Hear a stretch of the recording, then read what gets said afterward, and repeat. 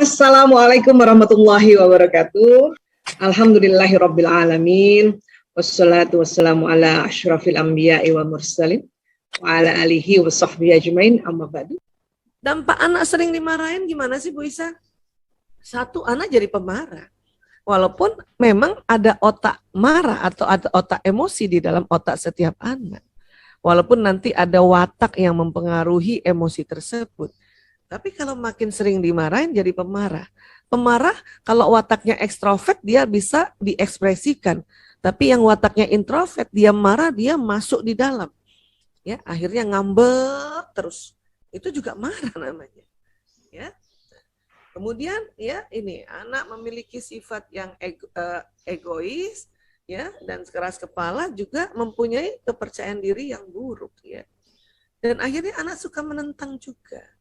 Ya, dan ada juga yang trauma dan depresi. Apa sih ciri-ciri depresi, Bu Isa? Ciri-ciri depresi itu selalu menyakiti dirinya. Dia bentur-benturkan kepala di tembok, ambil barang yang tajam dia. Wah, itu ada anak begitu sekarang. Karena selalu ada suicide. Dia mengatakan lebih baik saya mati, lebih baik saya mati. Percuma saya hidup. Ya, ibuku saja, bapakku saja itu depresi namanya. Nah, ini nih, na'udzubillah min dzalik. Karena itu tadi, dia melihat dan terekam di sini. Kemudian, kemarahan tidak mengajarkan apa-apa terhadap perkembangan si kecil. Walaupun ada orang tua, habis kalau nggak dimarahin, dia nggak ngerjain. Dia ngerjain terpaksa. Tapi di memorinya muncul luka-luka ini. Ya. Sehingga renggang kita ikatan batin antara orang tua dan anak. Anak akan merasa tidak nyaman dan takut karena perilaku orang tuanya. Ya kan? Ini jadi udah stop cara-cara ya untuk ya habis saya marahin. Oh, harus siapa yang suruh marah? Ya. Oke. Nah. Jadi inner child ini bahayanya apa, Bu Isa? Satu, inner child menetap di jiwa bawah sadar kita. Ya. Dan kalau kita begitu sama anak kita juga, nanti dia menetap juga di jiwa bawah sadarnya. Nanti apa yang terjadi? Ya, cucu kita juga dibegitukan. Akhirnya siap sampai sekian turunan, ya itu jadi melakukan pola parenting yang toksik. Ya, na'udzubillah min dzalik. Ya. Kemudian inner child muncul dalam bentuk perasaan, pikiran, dan perilaku negatif, yang terutama yang wounded inner child ini. Kemudian mempengaruhi pembuatan keputusan dan merespon masalah. Kemudian menghambat perkembangan diri sewaktu kita dewasa atau juga nanti sewaktu anak dewasa, ya, sering muncul dan mengambil alih kendali dalam diri orang dewasa. Ya. Inilah kadang kita nih udah belajar ya Mbak Cici ya, misalnya belajar ikut parenting gitu ya. Tapi kadang kalau kita belum menterapi wounded inner child kita, belum memaafkan ya, itu masih muncul juga tuh, walaupun untung udah belajar ya, masih muncul. Ya, apalagi kalau udah capek banget gitu ya, kemudian anak-anak bertengkar terus misalnya, ya sudah cara parenting dia pakai, tapi kita masih ada memori toxic parents kita ini ya, sehingga apa? Sehingga kadang ya teriak juga, wah, sampai akhirnya mukul lagi juga karena memori masa kecilnya masih belum lagi kita buka ikatannya. Ya. Masih lem Korea bisa ya? Iya benar. Kudu dilemesin. Iya. Masya Allah, inner child terapi. Diganti jadi lem kanji ya. Kalau lem Korea bukan. Ya, kalau kanji Jepang ya, tulisan kanji. Jadi Korea lebih kuat ya. Kalau lem nasi gimana Bu Isa? Lem nasi tuh. Ya, lem nasi harusnya jadi lem nasi aja, harusnya jadi lem nasi aja. Nah, jadi pengaruh inner child yang terluka atau wounded inner child dalam mengasuh anak itu satu ya, emosi sering meledak-ledak. Ini basicnya, sehingga kalau terlalu ekstrim itulah tadi hyperparenting dan akhirnya jadi toxic parents ya. Kemudian overprotective, over banget ya. Kemudian lagi membanding-bandingkan masa kecil dulu dengan sekarang. Hati-hati, bunda dulu, ayah dulu, hati-hati itu mulai itu berarti ada inner child, wounded inner child-nya yang belum lagi di terapi itu atau belum lagi.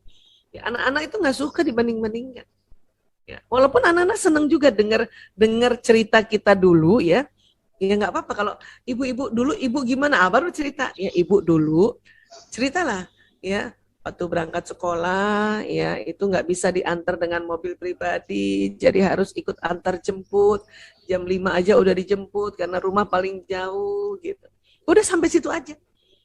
Yang nggak suka anak-anak, tapi kamu udah diantar pakai mobil pribadi, masih juga males bangun.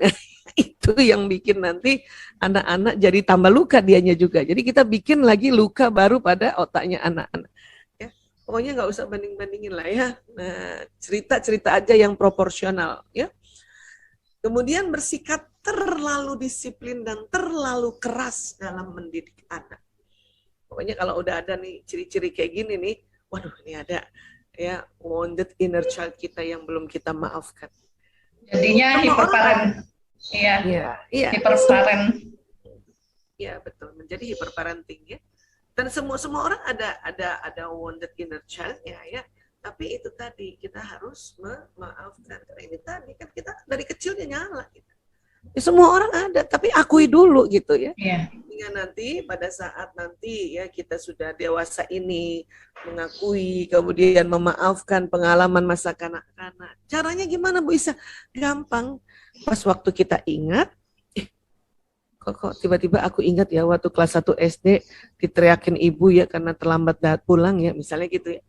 Nah, itu bisa ada langsung saat itu juga kita lakukan terapi dengan ya, kalau kita lihat misalnya kita lagi nggak mengerjakan sesuatu yang urgent, langsung duduk langsung ya, ingat lagi peristiwa itu, ya berani ingat peristiwa itu, ya dan kemudian kita ya Allah saya maafkan diriku ya Allah.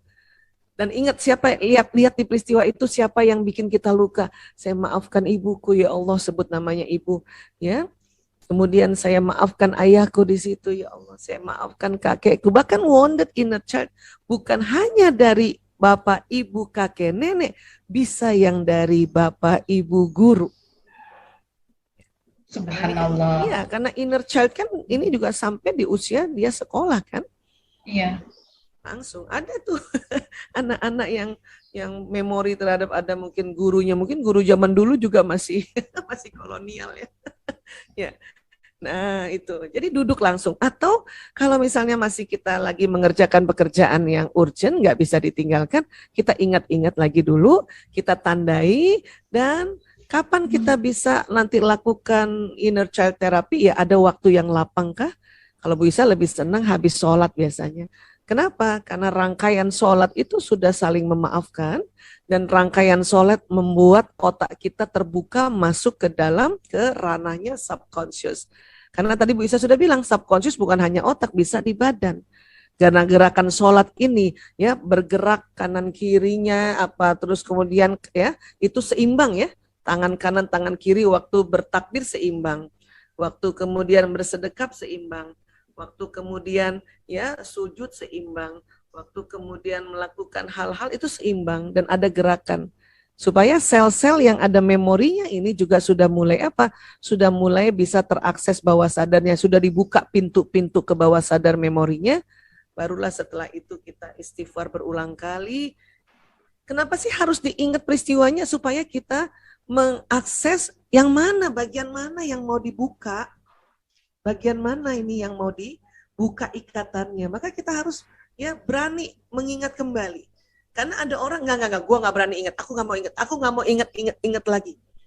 Nah, kalau nggak mau ingat lagi, ini terkubur tapi masih membentuk ikatan. Ini dia bisa bangkit dalam kuburan otak kita ini. Ini yang bahaya. Serem banget Bu Isa, ya Allah.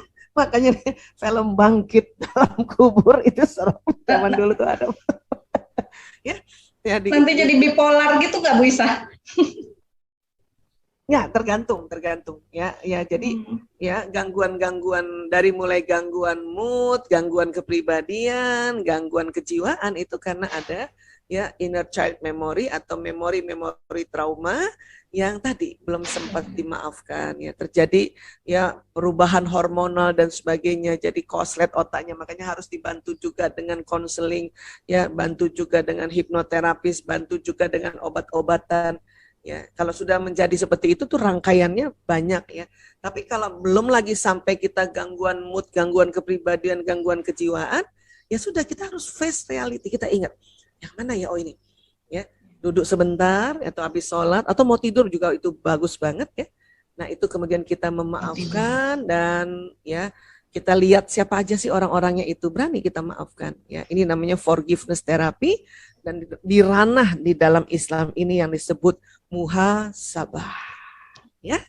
Jadi kurang lebih ini dulu yang bisa Bu Isa sampaikan. Kita selebihnya masih ada waktu, memang sengaja agak banyakkan dikit waktunya untuk kita sharing-sharing ya, untuk kita ngobrol juga ya. Oke.